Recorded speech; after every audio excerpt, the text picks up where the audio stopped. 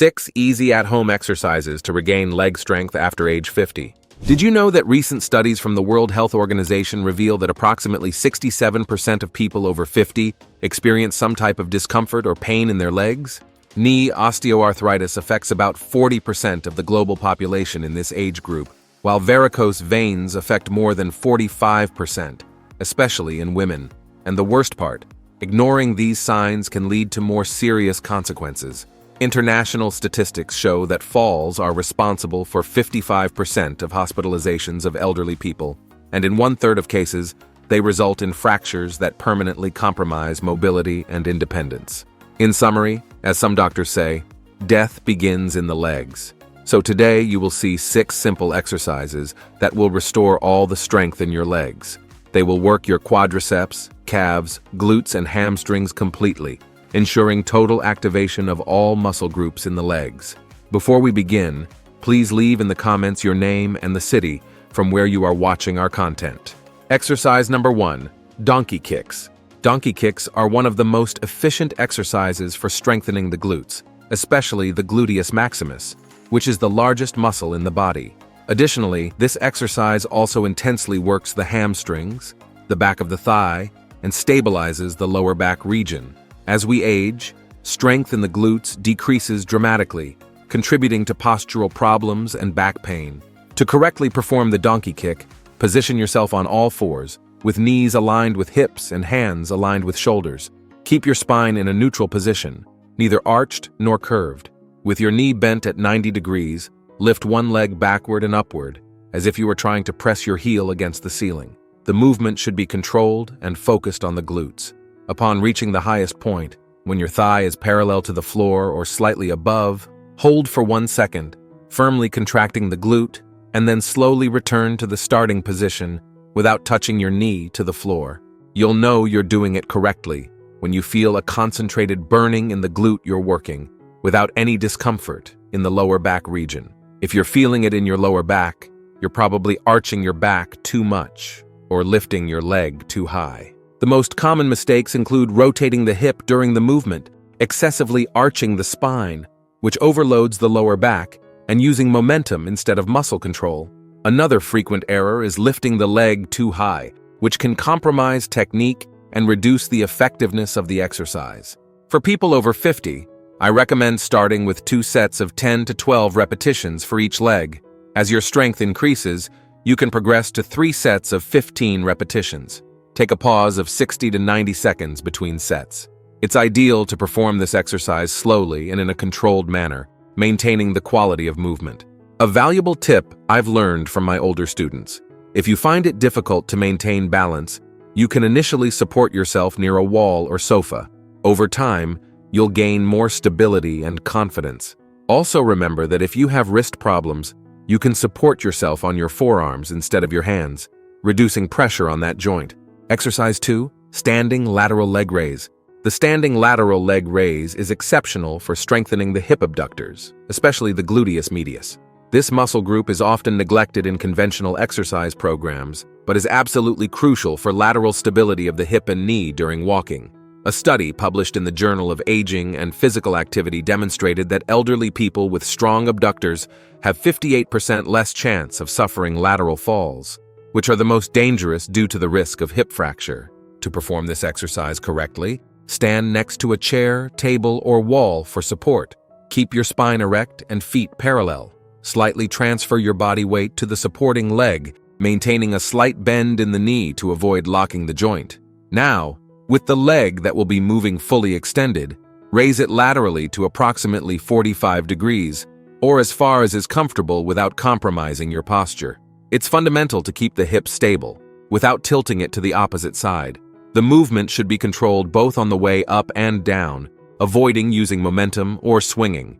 You'll know you're doing it correctly when you feel the muscle working in the lateral part of the hip and not in the back or front of the thigh.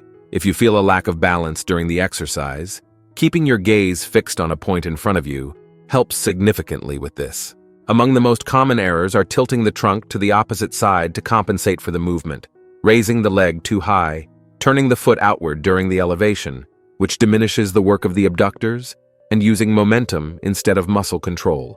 To obtain the best results, I recommend 2 to 3 sets of 10 to 12 repetitions for each leg. Take a pause of approximately 60 seconds between sets. As you gain strength, you can increase the number of repetitions or add a small resistance, such as a light ankle weight. For beginners, 1 to 2 pounds maximum is enough. An important observation: if you feel pain in your knee during the exercise, check if you're not locking the joint of the supporting leg. Always maintain a slight bend in the supporting knee. Exercise 3. Step-ups. Step-ups are exceptional exercises that simulate the movement of climbing stairs, something that becomes progressively more challenging with age. This exercise intensely works the quadriceps, glutes, and hamstrings, in addition to significantly improving balance and coordination. Research from the University of São Paulo shows that adults over 50 who regularly practice exercises similar to step-ups show a 42% reduction in the risk of falls on stairs. This is probably the easiest movement to execute on our list. You'll only need a stable step, a sturdy bench, or a step platform. The ideal height for beginners should be between 8 and 12 inches. Position yourself in front of the step, with feet parallel at hip width. Place one foot completely on the step and transfer your body weight to that leg. Push yourself up using mainly the strength of the leg that's on the step, not the leg that's on the ground. Fully extend the supporting leg when standing on the step, keeping the trunk erect. The other leg can lightly touch the step for balance or remain suspended at the side. Then just descend in a controlled manner, touching first the toe to the ground, followed by the heel. You'll know you're doing it correctly when you can maintain the movement fluid and controlled, without oscillations or imbalances. The most common mistakes include pushing off with the leg that's on the ground, instead of using the strength of the leg that's on the step, and letting the knee cave inward during the ascent. Another frequent error is choosing a step that's initially too high, which compromises technique. To maximize the benefits, I recommend 2 to 3 sets of 8 to 10 repetitions for each leg. If you feel that this exercise is demanding too much, take a slightly longer pause between sets, like 2 minutes. As your strength and balance improve, you can gradually increase the height of the step or add more repetitions. A valuable tip is to use footwear with good grip to avoid slips. If you feel pain in your knees, try decreasing the height of the step and check if you're correctly distributing your weight over the entire sole of your foot, not just the toe. Before we continue, don't forget to subscribe to the channel. Having constant access to science-based information is what will make you progress with health in the long term in the world of bodybuilding.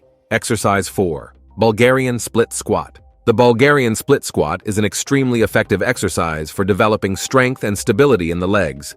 This exercise is particularly valuable for those who suffer from knee pain when climbing stairs or when getting up from low chairs, as it strengthens exactly the muscles needed for these daily activities.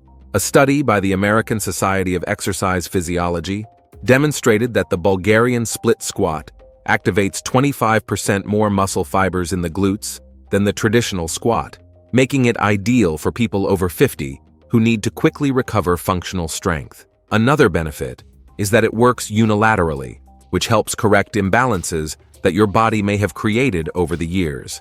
To correctly execute the Bulgarian split squat, you'll need a bench, chair, or stable sofa to support your back foot. Position yourself with your back to the support, at a distance of approximately 1 long step.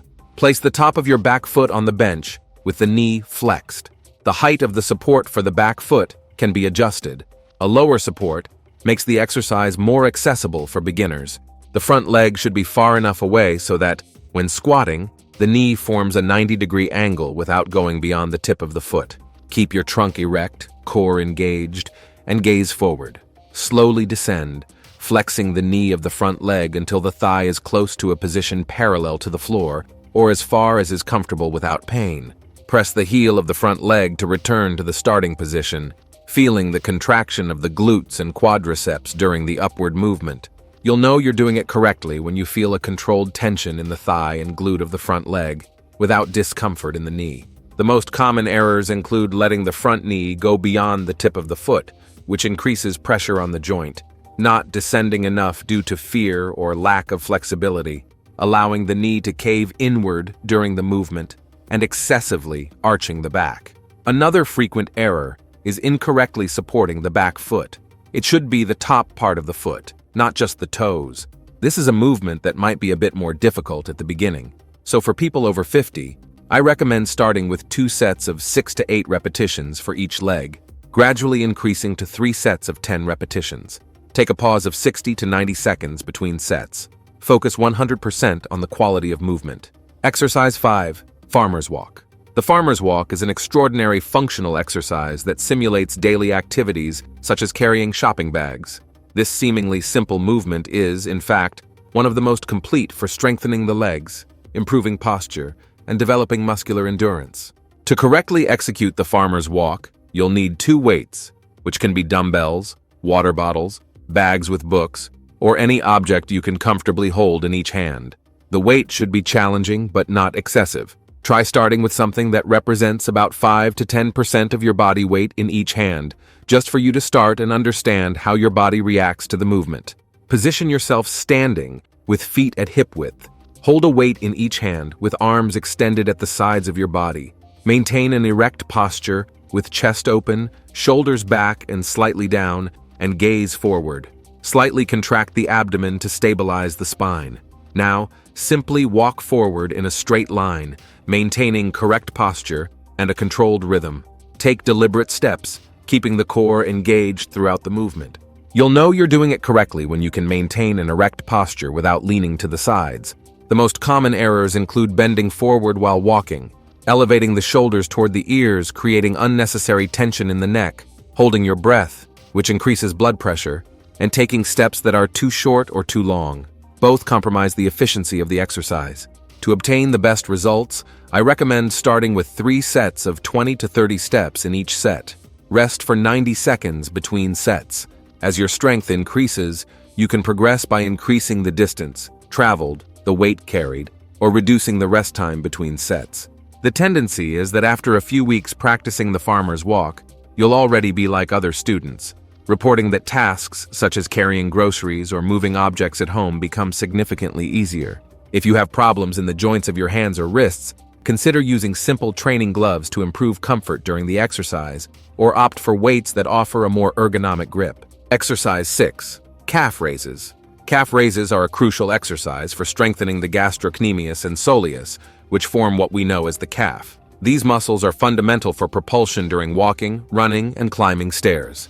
According to data from the World Health Organization, calf strength decreases by an average of 30% after age 50, directly affecting balance and increasing the risk of falls by 40%. Another benefit of strengthening the calves is that they function as a second heart pump, helping to propel blood back to the heart. Strengthening these muscles can, therefore, significantly reduce problems such as swelling and feeling of heaviness in the legs, especially at the end of the day. To correctly execute calf raises, position yourself standing near a wall, chair, or table for light support with your fingertips, just for balance. Keep your feet parallel, at hip width, or slightly closer.